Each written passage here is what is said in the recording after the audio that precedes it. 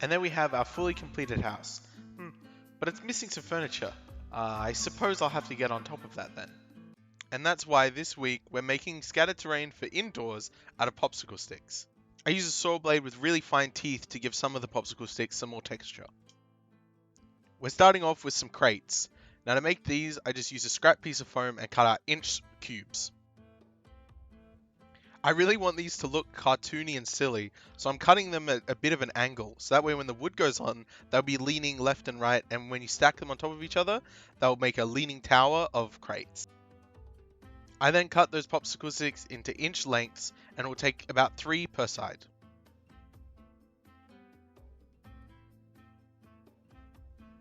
And then I use hot glue to glue all of them on, and I make sure that it's going up and down, they're all going in the same direction.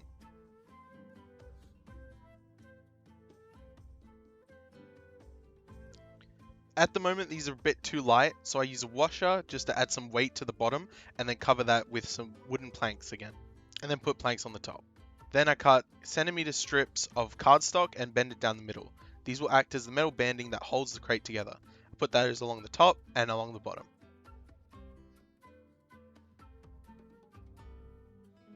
We got a whole lot of different things we're making out of popsicle sticks today. If you'd like to see another video making stuff out of popsicle sticks, make sure to like and subscribe so you'll be notified when I post my next one. With the banding done, it's time to move on to our next piece, which is going to be circular tables. I use this lid from a coffee jar just to mark out these are roughly 2-inch diameter circles. I just glue on a bunch of popsicle sticks over the top. Now this cardstock here is from a cereal box. There'll be one side that's shiny and one side that isn't. Make sure to glue onto the side that is not shiny. I picked up these wooden blocks and circles pre-cut from a $2 store. I just glue those on and that'll serve as the base for our table. Or even just as a smaller round table. I use a pair of side cutters to cut the popsicle sticks, making sure to stick close to that circle that I marked out before. This can be pretty hard, because if your side cutters are not sharp enough, it'll really strain and you'll have to put a lot of force into cutting the piece off. So I found sometimes going through with a pair of scissors or a Stanley knife really helped to get the cutting started. And then just stick on our little base that we made earlier. Now with the circle ones done, let's make some rectangle ones. It's the same process except using just a rectangle piece of cardstock as the base.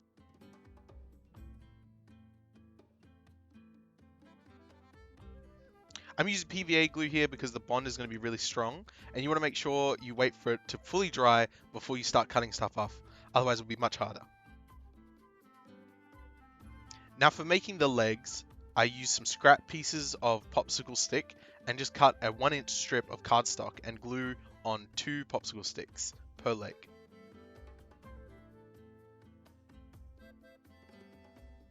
With a whole bunch of legs made, you just come through, cut them off, and trim down the excess scrap pieces.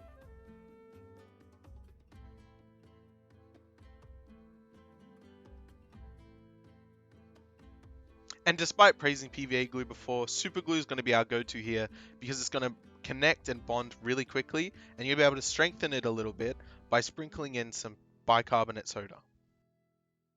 Now to sit around these tables, we're going to need some chairs. I used a popsicle stick that's slightly thicker and larger than the normal size and cut out 3 pieces, one 2 inches, one 1/2 an inch, and one 3/4 of an inch. The 3/4 inch will be the bottom of the chair, the part that you sit on, and the 1/2 will be the leg of the chair. This is pretty fiddly to glue together, so I sprinkle on some bicarbonate soda on one side and then super glue on the other, just to make it instantly bond together. If you had some accelerant, it would just be really easy here. Now we're going to make a chest to store our goodies in. We're going to take a jumbo popsicle stick, cut 1 inch off either side with that nice round bend, and then take a piece of single corrugated cardboard and bend it around and glue it in the center.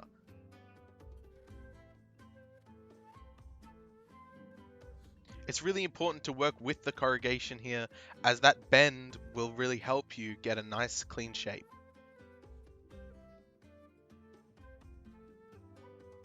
And then just glue on some cardstock to make it a bit more interesting.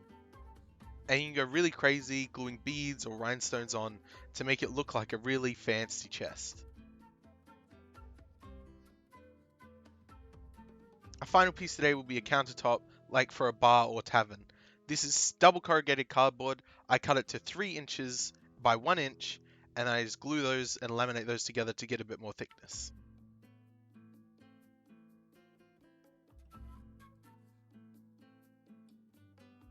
And back to our great popsicle sticks, I line one side with a bunch of popsicle sticks, and this will be the side that faces outwards towards the clients of the tavern.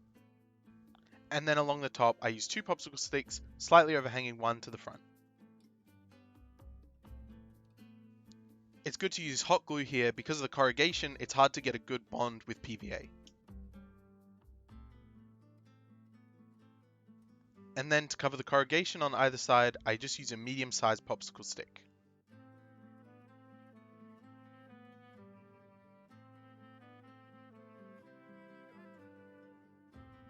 And now for painting. I paint everything with a base coat of burnt umber.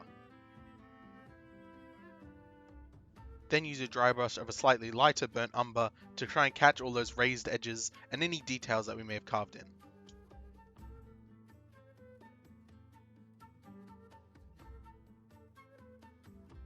And then finally go through on any metal pieces and paint them with a gunmetal grey. Here's our house from before, and it looks like, yeah, we've got some nice furniture inside.